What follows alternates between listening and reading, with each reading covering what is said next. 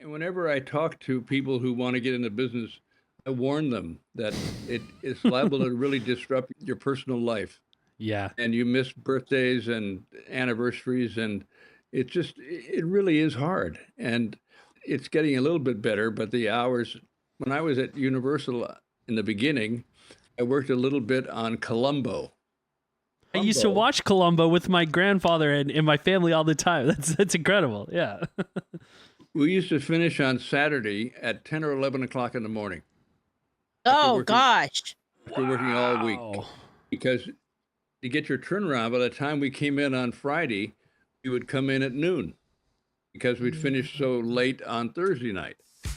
We are the Get Reelisms Podcast. I am Adam Chase Ready. And I am Christine Chen. And surprise, we're both filmmakers. We get into it by sharing secrets, advice, and gossip in filmmaking. And we even get our other filmmaking friends to share theirs too. So please, everybody, join us for an ode to filmmaking. It's But it's okay. It's You a guys lot. can still ask questions, though, because you should ask your questions. Because if you do not know, this is like you're like our coolest guest. Not that any of our other guests aren't cool, but like I'm terribly excited to chat with you, Jim. So Are you saying I'm the oldest guest? I think that's what you're saying. I'm a huge fan. Jim and I met during one of the screening. It was Honora, right? Or no? Was Honora the one that we met at, or did we meet at a different previous screening? I've seen so many. I have no clue. So it was at some Academy screening. London House. Yeah. Yes, it was. And Jim was sitting next to me, and of course, true to me, I just started chatting. Of course. And to realize that Jim was the gaffer on E.T. I asked you like 3 times. I was like, what? I was like, the gaffer of E.T., like the one that Steven Spielberg directed? That E.T.? You're like, yeah. I'm like, oh my God. And so I think when I started chatting with you, I learned that the most fun fact that I learned was that Steven Spielberg wasn't even on the Tech Scout because he was finishing up. You didn't say the name, but I figured it out myself. He was still on Poltergeist. So that was what he was on. That's why he wasn't able to come to his Tech Scout for ET, which was like craziest news to me. My brain is like, all these questions I want to ask because you've done She's All That. You've also done, what's your favorite one that you've done of all the films that you've been a part of, Jim? Actually, my favorite is The Fisher King that I did with Terry Gilliam as the director. We shot in New York and Los Angeles. And Jeff Bridges and Robin Williams. I've seen it not too long ago, and it really holds up. It's a wonderful movie about 2 men who bond over a tragedy. It's just a really good movie. And then working with Jeff Bridges and Robin Williams was never, ever as good as any other movie I've done. They were just a wonderful team to work with. Jeff Bridges has a deal where he takes photographs while he's working with a wide lux camera. Yeah. And he makes sure to have every member of the crew in at least one photograph. And then he makes a book at the end of the movie and gives one to everybody on the crew.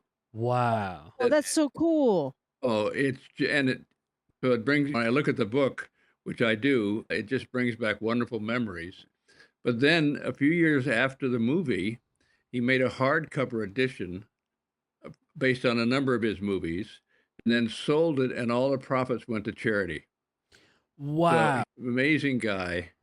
And then he did another one like 10 movies later, which I got him to sign at a book signing. And I got to see him again, and I gave him some of my photographs from The Fisher King. We shot in Grand Central Station. It was supposed to be 5 p.m. Of course, we were there at midnight. I had to make it look like day. That's God. That was probably the biggest challenge I've ever had lighting-wise. Wow. How many lights did you have for that? The biggest thing was, this was 1991, and so there was a light I'd heard of called a Musco light, which is a big truck with a generator and a 110-foot boom arm with 15 6K HMIs on it. And so I had that shining in the big windows of the Grand Central Station with a half CTO on it to make it not quite so cold, because all the lights inside the Grand Central are very warm. Yeah. That worked really well. And it was a challenge, but it was worth it. Yeah. How did you get started, period, with it? Like, could you just Well, walk us through? sure. My father was a gaffer. He started in 1919 and worked until 1969. Wow. When I was about 18, I said, I might get in the movie business. He said, you don't want to do that. I said, well, why not? He said, because there's no security, which of course is true. Mm. So I said, well, you've done pretty well. He said, yeah, but not everybody does.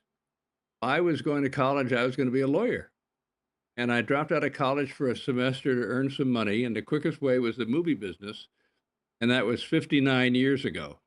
I guess I found Jim, my I was calling. going to be a lawyer too. Well, one of I my I oldest took friends is a lawyer, and believe me, I'm glad I chose what I did. Yeah, yeah, I bet. I went as far as to take the LSATs, and my LSAT like prep course teacher was a filmmaker, and that's the end of that story. So There I you jumped go, on right. his set, and then we just fell in love with it. So isn't that weird how the world works that way? So you remember your first film that you got to? Were you like immediately when you decided to work on film? Were you immediately gaffer or No. okay? To So learn a little something. Right. No, I started out working on little shows at different studios. When you first start, you're not a member of the union. Mhm. The only time you get to work is when all the union members are busy. They can send out a non-union person. When I was starting out, you had to work 30 days for the same employer or 90 days for multiple employers to qualify for the union. Okay. Somehow, after 29 days, I kept getting laid off. oh, And because they weren't anxious to get new members. That was the truth. And so it took me 2 years to get in the union. I was working show to show and rigging crews, because each studio had their own rigging crew that would set up stages and backlots. I was at Universal rigging, and then I became a group one. Then I started working on shows. But the first movie I worked from beginning to end was the Andromeda Strain. And I was just an electrician on that, set lighting technician. yeah. But the DP of that was a man named Richard Klein. And he'd been the second assistant cameraman with my father in 1943 on Cover Girl at Columbia. And so he took me under his wing. And so the next movie he did, I was the best boy. And the next movie, I was the gaffer. So that was the first job as a gaffer, was with him. Yes. But his MO was hire a young gaffer and then tell him what to do. Well, that's not what I wanted. Right. So Yeah. when he called me again and he said he was doing a movie at 20th Century Fox and he had to use a Fox gaffer, but he could get me on as the best boy. And I saw that as my opportunity to get away from him. And I said, oh, I'm sorry, I'm a gaffer now. That's it. So I started, this was about 1972 is when I became a gaffer. And yeah.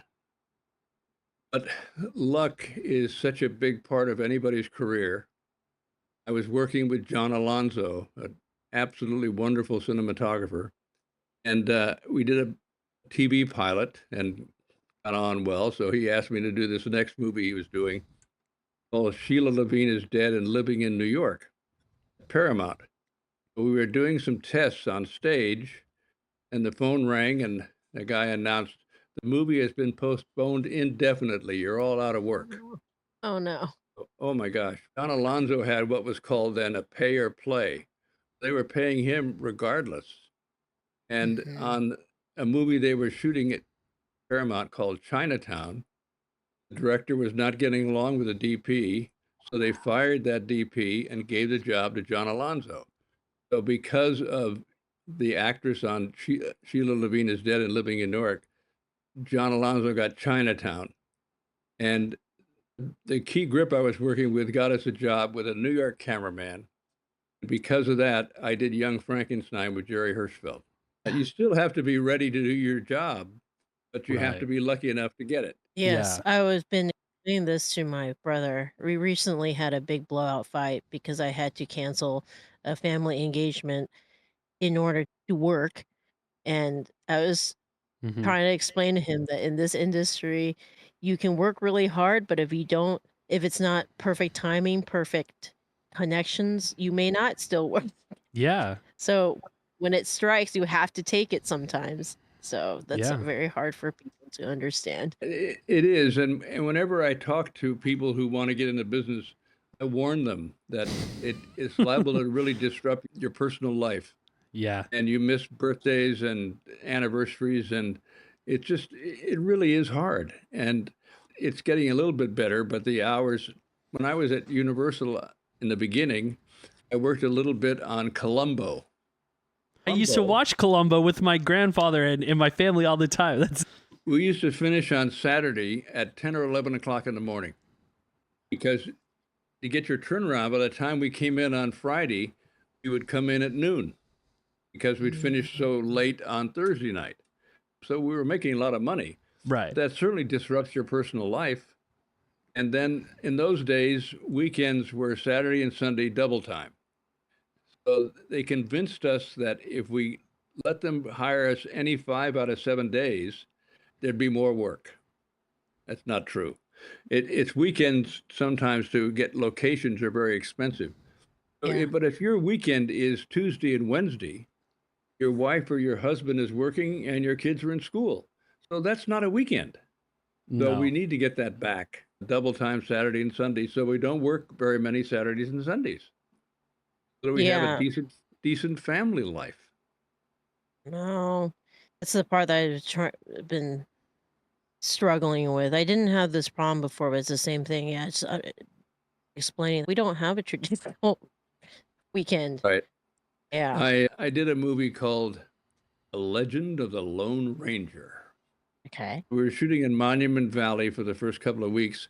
So And the first day that the Lone Ranger, I can't think of his name right now, had any dialogue, I explained to my crew, don't worry, guys. They're going to recast and we'll probably shut down for a couple of days, but it'll be okay. They didn't recast. But at the end of the movie, they completely revoiced his part with James Keach because he was an awful actor. Great looking guy. But when he opened his mouth, that was the end. Wow. Oh man. This is crazy. So how was from because I see from the movies I start to really identify with really start at for me and beyond. That's when I think I started to discover movies. So You didn't which is see really Frankenstein? Yeah. not yet, and I need You to. weren't. I wasn't, but Young Frankenstein is quintessential. Like any Mel Brooks was the reason why I got really into the film industry and wanted to tell stories. Is because like Mel Brooks was like the first comedic like icon that I've seen who were just so naturally funny, like on and off screen, just inherently, and to see him get so involved in. I don't know, like he has like passion for film. Anytime I see him in an interview or anything like that, he talks about films that like are like from like the talkies era, like the ones that just moved away from silent film, and like his passion for it is so unique. Was that there when you were working on Young Frankenstein? Was it just like Mel Brooks, just like a beacon of like great radiant light, or was it just like work as usual? What you have to remember is that the whole idea of Young Frankenstein was from Gene Wilder. Right. He had started the script, and then he came in on Blazing Saddles when they had to let the lead actor go. They brought in Gene Wilder. Mhm. And during the course of that, he told Mel Brooks about this script that he was writing called A Young Frankenstein. And so after that, they collaborated on the script and eventually got it made. It was going to be at Columbia, and they were at Columbia, and Mel Brooks said, of course, we have to shoot on black and white film. And he said, oh no, shoot on color, we'll make it black and white. And he said, you're liars and you'll release it in color. I'm out of here. And he stormed out of the meeting. And he went to 20th Century Fox. And Alan Ladd Jr. said, of course it has to be black and white. We'll shoot on black and white film. And so that's why it's a 20th Century Fox. Studio released it in color. Oh gosh. So maybe Mel had a point. Yeah, there's an intent with you shooting in black and white. If you shoot for color, like everything, like I would imagine lighting and production design and all of that is completely changed because That's right. And it doesn't translate. Yeah. That's right. I've done a number of black and white movies, but only one on black and white film, which was Young Frankenstein. And the reason I did a thing called The Good German with Steven Soderbergh, and we shot on color film and made it black and white because the ASA was so much faster than the black and white film. Black and white then was only 200 ASA, and we were shooting with 500 ASA film that we pushed to stop to 1,000. We really needed that. Of course, it was released in black and white. And so for Young Frankenstein, did you have experience shooting in black and white, or was that like a completely brand new thing for you? No, it was new. I imagine. And the DP, Jerry Hirschfeld, had done a number of black and white movies. And it's interesting, John Alonzo called me and he said, do you want to work on a movie called Young Frankenstein with Mel Brooks? I said, sure, John, that'd be great. Of course. He said, I told him we didn't need green beds for the lights, which are the things around the set that you put lights on it above the walls. And I said, oh, John, I think we will. No, we don't need them. So then a couple of weeks later, Jerry Hirschfeld calls me. He said, do you want to work on Young Frankenstein with Mel Brooks? I went, yes, I do. He said, there's just one problem. They had another cameraman who said we didn't need green beds. I said, oh, I remember. So we went in to see the production manager, and I said, no, we're going to need green beds around these sets. Oh, he said, I knew you would. I never took him out of the budget. He knew how to make a movie. Yeah. John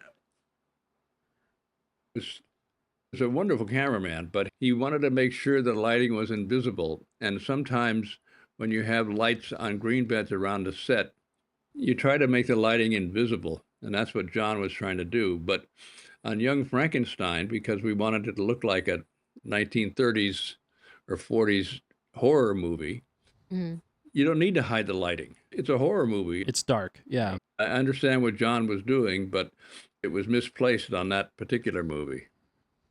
Right. Yeah, I would imagine so because, yeah, shooting in color, like you can, I would imagine you can get away with a lot more than you would in black and white. Okay. What's the biggest difference between shooting in black and white versus color? I don't see much difference. Okay. In terms of the lighting, Interesting. it's not. So I was a best boy on a movie that Gordon Willis shot called Up the Sandbox. And he had all of the sets at 20th Century Fox covered with muslin. And so I said, Gordon, why are you doing that? He said, so I can't use a backlight. Backlights look bad. And so you couldn't do it because there was a ceiling piece there. And he didn't want to be even tempted to do something like that. Interesting. And then with John Alonzo on this pilot we did, we shot around town, and then we moved to 20th Century Fox to a set that had been used by a different show. And so they had green beds full of lights. And so I went into the living room and I looked around at all these lights and I thought, what am I going to do with all these lights? And then I saw they had a ceiling piece rolled up so that if they were to see the ceiling, they would roll out this unbleached muslin ceiling piece. So I rolled that out. I turned all of the lights on through the muslin with a half blue gel on it because it was the unbleached comes out warm. And so that created the ambient light in the room. And then I put lights in through the windows. And we were ready to go. And he came in and he said, oh, this looks good. We're ready. And that's the first time I'd done a muslin ceiling piece, but not the last time. I do that a lot. On Cannery Row, I was working with Sven Nykvist, an amazing cinematographer.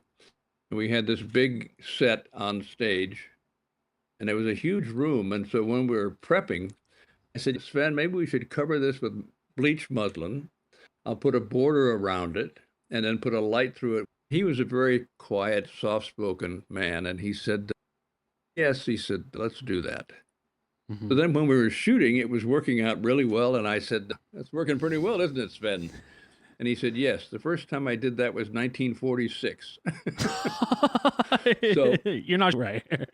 that's right. Yeah. But there is nothing new. I used to tell my dad things that I'd done. He said, oh, yeah, we did that in 29. Wow. So yeah.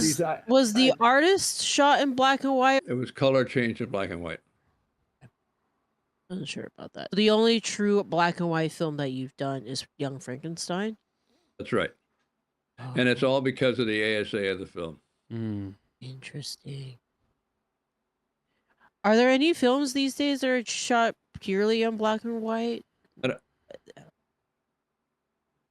think I remember reading something recently that there's a movie that was partly black and white, and they shot that part on film. And to me, that makes no sense whatsoever. You should shoot HD and make it black and white. Simple as that. Because HD, you're shooting at 3200 ASA or 6400 ASA. And so you can make the lighting so much more real that way because you don't need very much of it. Yeah. And then you can make it look any way you want in the DI. That's true. Yeah. Even if you shoot it on film, they transfer it to digital for the editing and a DI. So what's the point? You're not printing off a film anymore. No, that makes perfect sense. You're just working harder, not smarter. Yeah. Absolutely. Yeah. I have a quick logistical question. On Ocean's 11, did they just was Vegas shut down? Was that a set, or like how did they do that? I did Traffic with Steven Soderbergh, and to differentiate the stories, we used different film stock and different filters for each story. And one of the film stocks we used was a new one that was 800 ASA. And I didn't really like the way it worked. It was too contrasty, and I didn't like it. So then he was going to have a DP on Ocean's 11. Then he decided it wouldn't be fair to that DP because he'd already shot a movie. So he decided to shoot that himself as well.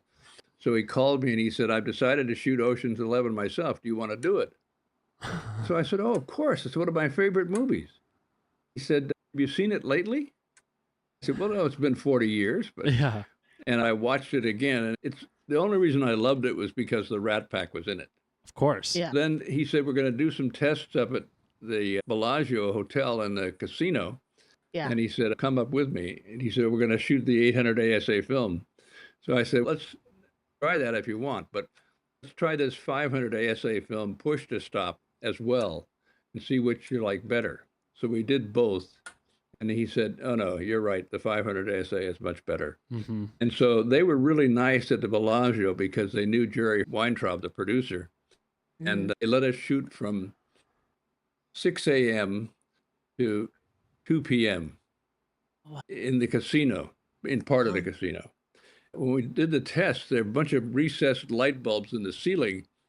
They were on a dimmer at 60%. I had them raised to 100%. And we were able to shoot pretty much without, do a little bit of lighting in the background, and a little bit of lighting in the foreground, but that's all we had to do. And so there's a thing that they call French hours, which is when you shoot more than 6 hours without a meal break. So they asked us if we could do French hours for this time in the Bellagio, just one day. So I went to the production manager and I said, I certainly understand why you want to shoot French hours because we need to get so much done in 8 hours. So I said, but if you pay us for 10 hours, then you're getting something and so are we. He said, that seems fair. Let's do that. And it's not so much the meal, it's the break. They're able to sit down and think about something else for a half an hour or something. I didn't know they had actually shut down a whole, and that whole thing was all like, there was no sets or anything. It was all. Not for Ocean's 11. Ocean's 13 was all a set. But Ocean's 11 we shot at the Bellagio. And the production designer on those movies was Phil Messina, who is absolutely a brilliant production designer. And he says that I've taught him a lot. But what I taught him was that when you design a set, you have to think about the fact that it has to be lit and photographed. Yes. And some production designers, as hard as it is to believe, don't think about that. This Cannery Row that I mentioned, they had a set that covered all of stage 30 at MGM, huge stage.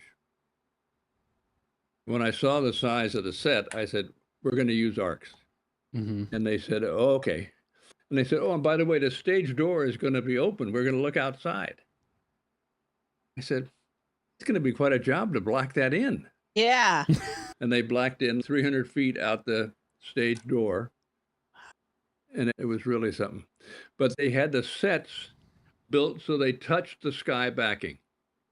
How do you light the sky and the set when they touch each other?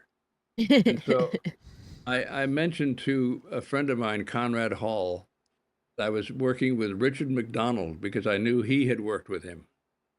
And Conrad said, oh, yeah, he designs a set and then defies you to photograph it. But that's exactly what he did. And it needs to be the other way around. You have to collaborate with the production designer so that he gets what he wants and you get what you want. You work together, Yeah. not separately. No. I worked on a movie called Dangerous Beauty. It's supposed to be 16th century Venice.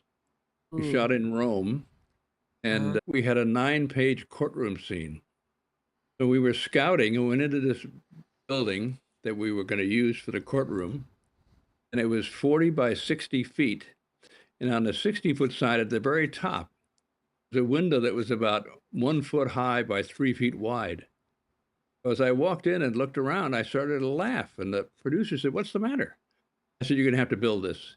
She said, we can't afford to build it. I said, you can't afford not to build it. So then we went to another location that had a lot of windows. The sound mixer was with us, and he said, you can't shoot here because I hear the traffic outside. Mm-hmm. The production designer, experienced British guy, brought me a model of the courtroom he was going to build. 40 by 60 feet without any windows. I said, haven't you been listening to what we're talking about? We need windows for Literally. this courtroom. Yeah. I said, you're not giving them to me. You're giving them to the director so he can shoot the scene properly. It's the production. Yeah. Yeah. And it wasn't an easy set to light. It worked. And the very next movie I did had a huge courtroom, and the production designer, Cummings, I can't think of his first name, built this wonderful set that all the wall was windows. And then outside we had lights coming through the windows that were on up and down pipe, so that when we looked out the window, they were one height. And when we weren't looking out the window, they could be lower and dig in farther to the set. Oh, And cool. it went so smoothly because he understood that it had to be lit. Yeah. Very cool. Because How it about was a- Braveheart? What was that like? It was a great experience. We shot 6 weeks in Scotland and 16 weeks in Ireland. Oh, We had 108 shooting days, which is the longest I've ever done. wow, And, Wow. 108. I know. Does family like move with you?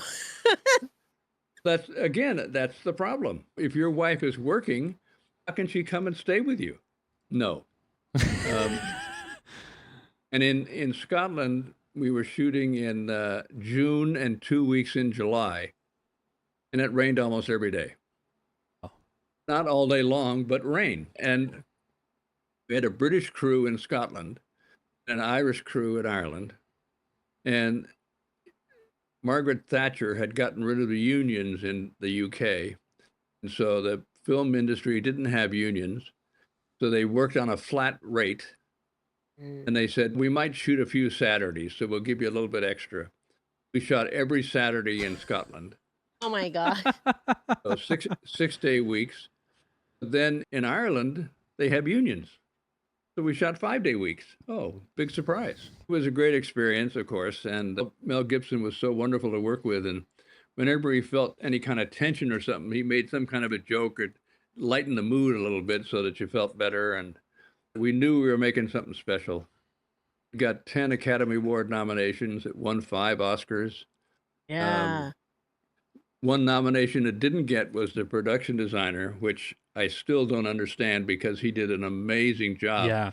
But he made it look so real that people must have thought, oh, yeah, he just found a bunch of old buildings and stuff. He built so much of it himself that he should have had a nomination and an Wow. award. Yeah. Is it one of those things where you read the script and you just knew that it was going to be something incredible? Or was there a moment during that production where you're like, this is something incredible? When was it that told you? I think I was pretty impressed by the script, but as soon as we started shooting, I knew it was special, which I did on E.T. as well.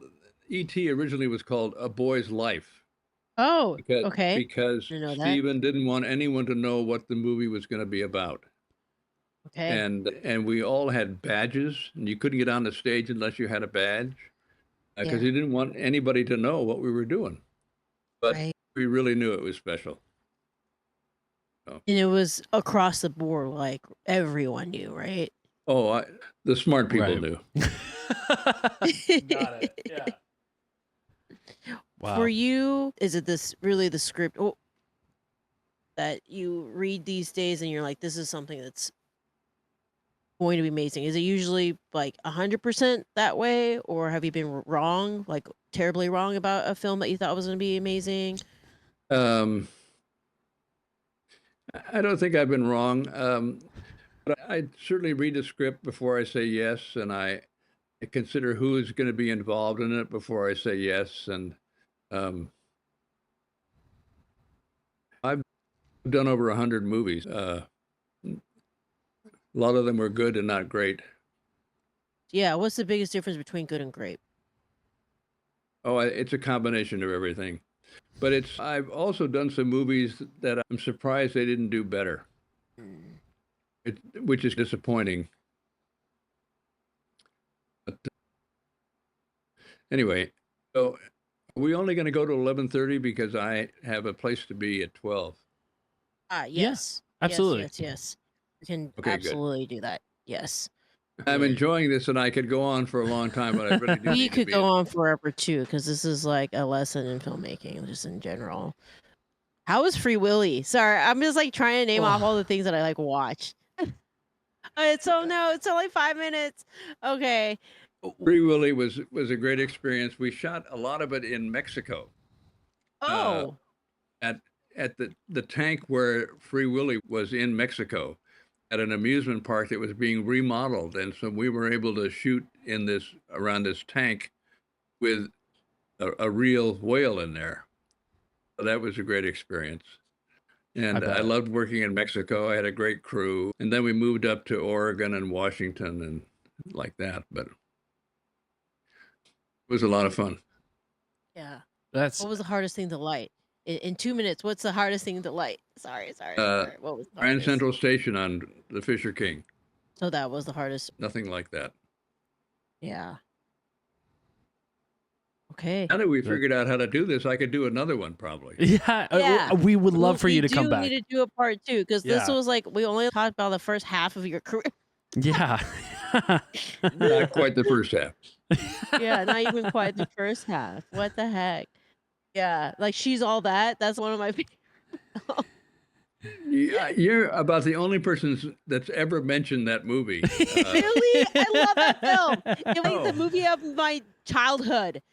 There you go. I do have, I know a quick thing. When you're working with a director like Steven Soderbergh, who DPs a lot of his own work, does that take away from fully doing your job? Because you would have to talk to him as the DP rather than just as a director, because it feels like he's wearing a couple of hats. Or is it pretty straightforward? He's able to communicate to you effectively and you know what to do and so on? We think along the same lines, and so I don't really, and I do this with most DPs, I like the set. And Got it. they're setting up the camera and the lens and the dolly or whatever they're doing. I'm lighting the set. And then when they're ready with that, they look at the lighting, and if they want to make a few changes, we make a few changes. But quite often they say, okay, this is great, let's go. That's the way you work quickly. Yeah. And with Steven Soderbergh, sometimes he's the director, DP, and the film editor. So I show him the lighting, and if there's any changes, we make them, but most of the time there aren't. when I first was interviewing with him, he said, "Do you have a style?" And I'd never thought of that before, but suddenly it popped into my head. I knew a guy who taught a class at the Sherwood Oaks Experimental College on how to make a low-budget movie. His class was called Cinema Minima. And so I said to Steven, "Yes, Cinema Minima." And he said, "You're my guy." And that's his style, is keep it simple, stupid, the Yeah. KISS theory. Mm-hmm. And so that's the way we work. Even on big movies like Ocean's 13, which we had this huge, as I said, casino set that Phil Messina built that is incredible. And when you see it, number one, you don't realize it's a set. It looks so real. And the lighting is invisible. Yeah. It just helps tell the story. It worked. Oh, that's incredible. Thank you so much, Jim, for being on here. This was fantastic. Yeah. We hope you can come back So again. cool. You need to All right, come Adam. back, Jim, because we didn't get to talk about half the stuff. That was part one of Jim's career. Yes. So sorry There you about the feedback, everybody. We're very aware it's because of some audio things on Yeah, Jim's end. But it's it's all all good. good. Maybe I can even have earbuds on the next one. Yes, get some earbuds. But Jim has to go. But We can get a good start. We'll have a good start. So Thank you very much, Adam. Thank you, Christine. Of course. yes, that was so fun. Thank was- you. So Of course. yes. All right. Thank you, Jim. That's been Yes, great. but yes, we have this actually recorded on our main podcast, so that part will not have any feedback. It's just this Instagram live part that does because it's coming from the computer, Jim's computer. Okay. All right. right. So, Bye-bye. thank you, Jim. Thanks, Jim. Appreciate it. You're welcome. Yeah, that's been great. This is awesome. And this one, let's start the next one. And then we're gonna do the next one for sure. All right. Yeah, that's been this episode of the Get Reelisms podcast. I know we missed an intro on top, but it's okay. Because we're gonna keep this train rolling, ladies and gentlemen. So please stick around. We love you. Hopefully the audio issues will be a little bit better in the next episode, but stay tuned. Stick around for a couple minutes. We'll be right back, ladies and gentlemen. And in the meantime, getreelisms.com. Getreelisms.com. Get your books. Get all this stuff that you need. And yeah, thanks, guys. Just really quick recap. That was Jim Planchett who's the gaffer of a million different films that we've seen. For example, Free Willy, Braveheart, She's All That. I know I keep bringing that one up because I Incredible. love that movie. Yeah. Yeah, and so Young Frankenstein. I'm just still flabbergasted that I got to talk to Jim and that I just met him sitting next to me at a theater and we just started chatting and I couldn't. He was probably just amused by my fangirling. Yeah. I mean, I would have freaked out. Freaked the fuck out. Let's just say that I totally freaked out. I was like, how many times I asked, wait, the gaffer for the E.T.? Yeah. The E.T. directed by Steven. That one? Yes. I worked with Steven. Steve was really cool. Steve! You call him Steve? Yes.